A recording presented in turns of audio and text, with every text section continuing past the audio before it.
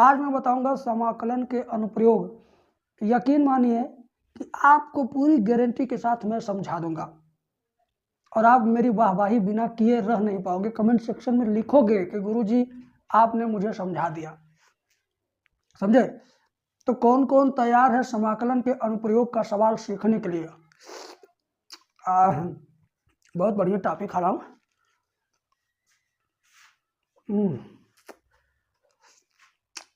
मुंह में से निकाल के इस नाते दिखा रहा हूँ ना कि बच्चा लोग ये ना समझे कि गुरुजी गुटखा खा के पढ़ा रहे हैं। इस नाते मैंने बाहर किया। ठीक है, गुटखा नहीं खाना कभी। चलिए, समाकलन के अनुप्रयोग का जबरदस्त क्वेश्चन पढ़ते हैं। अरे हाँ, एक काम और कीजिए। अगर गणित में डर लगता है ना, कुछ आपका तैयार व्यार नहीं है, चाहते हो कि 65-70 नंबर पा जाना, तो सीधे जो फ़ोन नंबर दिया इस पर फ़ोन करो। मेरा 95 वीडियो का कोर्स लो। डेली 5 वीडियो देखोगे, 10 मिनट की वीडियो है, पूरा 24 घंटा में 50 मिनट दो अगर, तो 65-70 नंबर तुम्हें मिलना ही मिलना है। और एकदम कमज़ोर हो, निहायत बेकार हो, गणित में डर लगता है या गणित में फेल हो जाओगे, ऐसा अब होगा ही नहीं, क्योंकि 95 वीडियो में वही सारे क्वेश्चन मैंने रखा है जो एग्जाम में बार बार आते रहते हैं घूम फिर के। ठीक है, तो अब आपको क्या करना है? फ़ोन करना, कोर्स लेना, पढ़ना है। अब मैं सवाल बता रहा हूँ, इस पर ध्यान दीजिएगा। तो यही सवाल है बेटा, 4 नंबर में सवाल पूछा जाता है। दीर्घवृत्त इतना बराबर 1 से घिरे क्षेत्र का क्षेत्रफल ज्ञात कीजिए। सबसे पहले इसका चित्र बनाना मैं समझाऊंगा।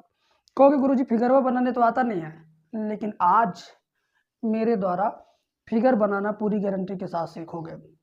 देखो देखो कैसे बनाते हैं, देखो ध्यान से। दीर्घवृत्त, इसका नाम पढ़ के दिमाग में आ रहा, दीर्घवृत्त है यानी वृत्त जैसा ही होगा, यानी गोल होगा। अभी कहाँ होगा बताते हैं। अक्षों पर रहेगा, अक्षों पर। ये है वाई अक्ष और ये है एक्स अक्ष। देखो, यक्ष स्क्वायर बटे 4 लिखा है, तो नीचे वाले को भी स्क्वायर बनाओगे अगर, तो ये 2 का स्क्वायर बनेगा ना। और स्क्वायर वाली चीज प्लस में भी होती है, माइनस में भी होती है। तो ये प्लस माइनस 2 का स्क्वायर, तो यक्ष के नीचे जो स्क्वायर है वो यक्ष अक्ष पे लिखा जाएगा। +2 - 2, क्यों +2 - 2? क्योंकि 4 को हम लिख सकते हैं ना +- 2 का होल स्क्वायर। तो ये यहाँ से इधर माइनस होता है। ठीक है, 1 2 3, 1 2 3, 1 2 3, 1 2 3। कहोगे गुरुजी क्यों 3 तक आप लिखे, उससे ज़्यादा क्यों नहीं लिखे? बताता हूँ। ये कितने का स्क्वायर हो सकता है? +- 3 का स्क्वायर, और ये +- 2 का स्क्वायर। तो 3 और 2, मुझे सिर्फ 3 और 2 दोनों में से बड़ा कौन है? 3 है। तो जो सबसे बड़ा अंक होता है ना, सिर्फ उतने ही खाने बनाए जाते हैं। ये रूल है, कोई बताता नहीं है रूल है, लेकिन मैं बता रहा हूँ। यहाँ 3 का स्क्वायर नीचे, यहाँ 2 का स्क्वायर, तो 3 और 2 में 3 बड़ा है, इसलिए हमने 3 खाना बना दिया बराबर बराबर। अब क्या फायदा है बताता हूँ। कि +- 2 का स्क्वायर, तो माइनस वाला 2 यहाँ जाएगा और प्लस वाला 2 यहाँ जाएगा। ठीक है, और ये +- 3 का स्क्वायर है, वाई के नीचे है, वाई के नीचे है, तो यानी वाई अक्ष पे चलेगा। ये +- 3 का स्क्वायर, इसको लिख सकते हैं ना, तो वाई के नीचे है तो हम वाई अक्ष पे चलाएंगे। नीचे की तरफ माइनस वाला होता है और ऊपर की तरफ प्लस वाला होता है। ठीक है, अब जहाँ जहाँ मैंने बिंदी बिंदी बिंदी बना दिया है, इन सबको मिलाते हुए वृत्त बनाओ। चाहे वो गोल बने, चाहे अंडा जैसा लंबा बने, थोड़ा सा बनाओ।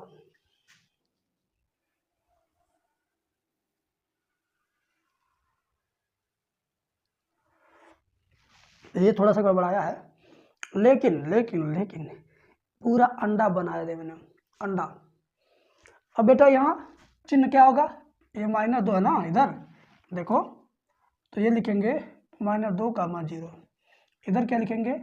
+2, 0। 0 क्यों भाई? यहाँ 0 क्यों बता लिख रहे हो? क्या वजह है? कौन कहा 0 लिखने के लिए? मैं कहता हूँ ना क्यों। क्योंकि ये कौन सा अक्ष है? यक्ष है। यक्ष अक्ष पर y का मान 0 होता है और y पर x का मान 0 होता है। वैसे ही यहाँ यक्ष है, इसका मतलब वहाँ y है ही नहीं। तो मान लीजिए दो गो मकान है, एक राम का है और एक दिनेश का है। अगर ये मकान दिनेश का है, इसका मतलब यहाँ राम का मकान 0 है, और ये मकान राम का है, तो यहाँ दिनेश का मकान 0 है, ये भी लिख सकते हो ना। तो वैसे ही यहाँ पे x अक्ष है, तो y का मान यहाँ 0 लिखेंगे, यहाँ भी y का मान 0। और जब y वाले पर चलेंगे तो x का नामो निशान नहीं रहेगा, तो यानी वहाँ x का मान 0 लिखना शुरू हो जाएगा। तो ऊपर +3 होता है ना, पहले x का मान, उसके बाद y का मान। यहाँ पर x है ही नहीं, ना तो उसका वैल्यू 0, y कितना का ना 1 2 3 है, तो 3 लिख दिया। यहाँ पर 0 का मान -3 होगा। समझ गए? क्लियर? अब देखो, इसकी जरूरत पड़ेगी, अभी मैं थोड़ी देर बाद बताऊंगा। अब इसका हमें समाकलन द्वारा इसका क्षेत्रफल निकालना है, तो y को सिर्फ बाएं पक्ष में करेंगे, बाकी सब दाहिने पक्ष में भेज देंगे। तो इसको पहले बाएं पक्ष में लिखो, बराबर 1, ये वाला हम दाहिने पक्ष में ले जाएंगे, 4 एकम 4 -x² बटे 4, ये इधर बटा में उधर जाएगा, ऊपर जाएगा, 9 बटे 4, 4 -x²। नहीं समझे?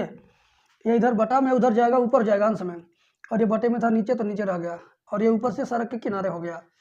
दोनों पक्षों का वर्गमूल ले लेंगे, तो 9 बटे 4 का वर्गमूल 3 बटे 2 हो जाएगा, और इन दोनों का वर्गमूल नहीं होगा तो ये करड़ी में चले जाएंगे। ठीक है, समीकरण नंबर 1 बना के छोड़ दो। अब क्या होगा? अब क्या होगा इसके आगे? यहाँ तक तो सारे बच्चे समझिए, लेकिन अब जो मैं बताऊंगा, अब आप उसको समझना ध्यान से। लिखेंगे घिरे क्षेत्र का क्षेत्रफल, क्षेत्रफल बराबर लिखेंगे 4 गुणे इंटीग्रेशन ऑफ y dx, 4 गुणे इंटीग्रेशन ऑफ y dx। 4 क्यों लिखा गया भैया? बताऊंगा। 4 गुणे इंटीग्रेशन ऑफ y dx। अब क्या होगा? अब यहाँ पर लिमिट लगाना, limit, upper limit lower limit कैसे लगता है बताता हूँ, ध्यान दो। ये कौन सा बिंदु है? ये मूल बिंदु है। कौन सा बिंदु? मूल बिंदु 0,0। हमने ये किसका वैल्यू है? ये x के रूप में है ना, बोलिए, ये x के रूप में है, और dx x के सापेक्ष हम समाकलन करेंगे, तो x अक्ष का हम लिमिट लेंगे। मूल बिंदु पर यहाँ क्या होता है? लिमिट 0। लिमिट अगर न हम बोले तभी भी ये बिंदु कितना है? 0 है। जब यहाँ से आगे चलेंगे तो ये कितना खाना आ गया है? 1 2, यहाँ 2 लिखा भी है। तो शुरुआती लिमिट 0 से लेकर के 2 तक जा रहा है, 0 से लेकर के 2 तक, ये यहाँ से लेके यहाँ तक, 0 से लेकर के 2 तक। तो 0 से लिमिट शुरू हो रहा है और 2 तक जा रहा है। तो जो शुरू हो रहा है वो क्या? 0 है, लोअर लिमिट हो गया वो, और जहाँ तक गया वो अपर लिमिट, अपर मीन्स ज़्यादा वाला। तो यहाँ लोअर लिमिट 0 और अपर लिमिट 2। तो 0 कहाँ से आया, 2 कहाँ से आया? मैंने बता दिया कि यहाँ से शुरू करेंगे, यहाँ तक आएंगे जब, तो 0 यहाँ पर है, यहाँ पर 2 है, तो 0 से शुरू 2 तक जाके रुका, यानी लोअर 0 और अपर 2। और ये जो एरिया है ना दीर्घवृत्त और इनके बीच का, ये जो मैंने अभी अभी रंगीन कर दिया, ऐसे ऐसे लाइनिंग बना दिया, हम सिर्फ इसी का क्षेत्रफल निकाल रहे हैं। देखो y बराबर 3/2 x के रूप में है, इधर वाला सिर्फ इसी का निकाल रहे हैं। और जब इसका निकल जाएगा तो हम 4 का जब गुणा कर देंगे ना, तो इन चारों का निकल जाएगा। कहते हैं कि हमें अगर 4 ईंटा, ये देखो 1 2 3 4 है, 4 को ईंटा एकदम चपका के कोई दे दे, कहे कि भाई बताओ कितना किलो है चारों, तो तुम जब एक बराबर चारों ईंटें है ये हैं, तो क्या करोगे? एक ईंटा तौल लो कितने का है, फिर 4 का गुणा कर दोगे तो चारों ईंटे का वजन आ जाएगा, आएगा ना। ऐसे ही हम सिर्फ एक का क्षेत्रफल निकाल लेंगे, फिर जब 4 का गुणा कर देंगे तो चारों का आ जाएगा ना। इसी वजह से यहाँ मैंने 4 का गुणा पहले से लिख दिया। देखो यहाँ 4 गुणा इसी नाते लिखा बेटा कि 4 का गुणा करना ही पड़ेगा, क्योंकि हम सिर्फ एक का क्षेत्रफल निकाल रहे हैं ना। तो जब हम 4 का गुणा कर देंगे तो साथ में चारों का हो जाएगा वो। अब तुम्हें पता चला 4 का गुणा करने का वजह है। देखो अब लोअर लिमिट 0 अपर लिमिट 2, y का मान यहाँ से ले लो 3/2 रूट में 4 माइनस एक्स स्क्वायर dx। अब ये 4 का गुणा 3/2 में होगा, 2 से 4 कटेगा, 2 हो जाएगा, 2 3 6। लिमिट से मतलब नहीं है, इस 2 से 4 कट गया तो 2 आया, और 2 का गुणा इसके 3 में करेंगे, 2 3 6, ठीक है। तो बराबर 6 integration of upper limit 2 lower limit 0 root के अंदर 4 को 4 मत लिखो, 2 का स्क्वायर माइनस एक्स का स्क्वायर dx। और ये क्या है, ये सूत्र है, ये वाला आपका कौन फार्मूला, ये वाला है, ये वाला फार्मूला आपको याद है कि नहीं, बोलो। जो इसको मैंने घेर दिया, मेरे पास श्यामपट पे जगह नहीं बची है, इस वजह से मैं कुछ चीज़ों को, इधर वाली चीज़ों को मिटाऊंगा, ठीक है। तो मैं किनारे हो जाता हूँ, आप स्क्रीनशॉट ले लो, ठीक है बाबू, ले लिया, बोलो स्क्रीनशॉट ले लीजिए, मैं अभी इधर का मिटा रहा हूँ, ठीक है। चलिए हो गया।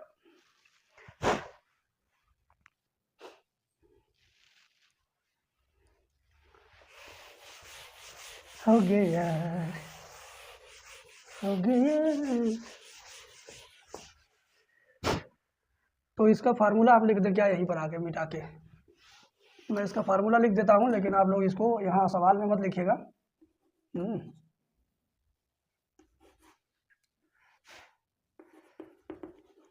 2 का स्क्वायर है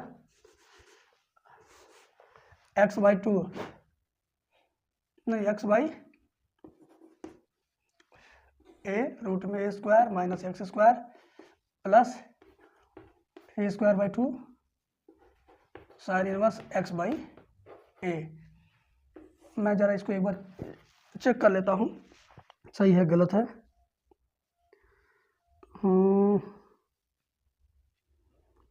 x/2 x/a a² minus x square a²/2 sine inverse x/a, बिल्कुल सही है बेटा। तो यही फार्मूला हम यूज़ करेंगे इसको हल करने में। तो 6 तो अपना किनारे रहेगा भाई, a² माइनस एक्स स्क्वायर यानी x/a, x/a का मान क्या 2 है, फिर रूट में सेम चीज़ें लिख देना, देखो a² माइनस एक्स स्क्वायर है यानी 2 का स्क्वायर माइनस एक्स का स्क्वायर, प्लस क्या रहेगा a²/2 यानी 2 का स्क्वायर/2 साइन इनवर्स x/2, ठीक है बाबू।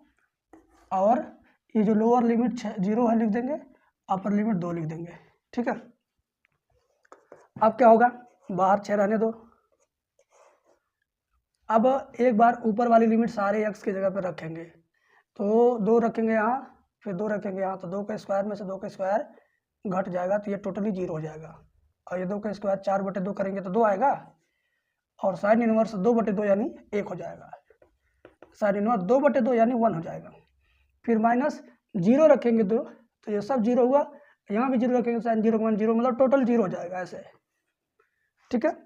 तो 6 दूनी 12 हो गया, साइन इनवर्स 1, साइन कितने का वैल्यू 1 होता है बोलिए, साइन 90 का वैल्यू 1 होता है। तो साइन इनवर्स और साइन जब होंगे पास पास तो हो जाएंगे खलास, मैंने आपको बताया था। साइन इनवर्स और साइन जब होंगे पास पास तो हो जाएंगे खलास, मैंने आपको बताया था ना। तो 12 गुणे π/2, 2 से 12 कट जाएगा, 6 पाई आएगा, 6 पाई वर्ग इकाई। ये वर्ग क्यों लिखते हैं, क्योंकि क्षेत्रफल हम निकालना है ना, तो क्षेत्रफल जब भी बताया जाता है आंसर तो वर्ग इकाई, वर्ग मात्रक, वर्ग फुट, वर्ग सेंटीमीटर, वर्ग मीटर ऐसे होता है, समझ गए। तो ये फिगर बनाने का क्या मतलब था कि यहाँ से हमें लिमिट बताना था कि जी लिमिट यहाँ 0 यहाँ 2 है, ठीक है। फिगर बनाने का क्या मतलब मैंने निकाला कि मैंने सिर्फ एक भाग का क्षेत्रफल निकाला है, तो फिर चारों का निकालने के लिए मैंने 4 का गुणा किया। तो 4 का गुणा क्यों किया वो समझ में आया फिगर से, और अपर लिमिट लोअर लिमिट कैसे पता चला वो भी समझ में आया फिगर से।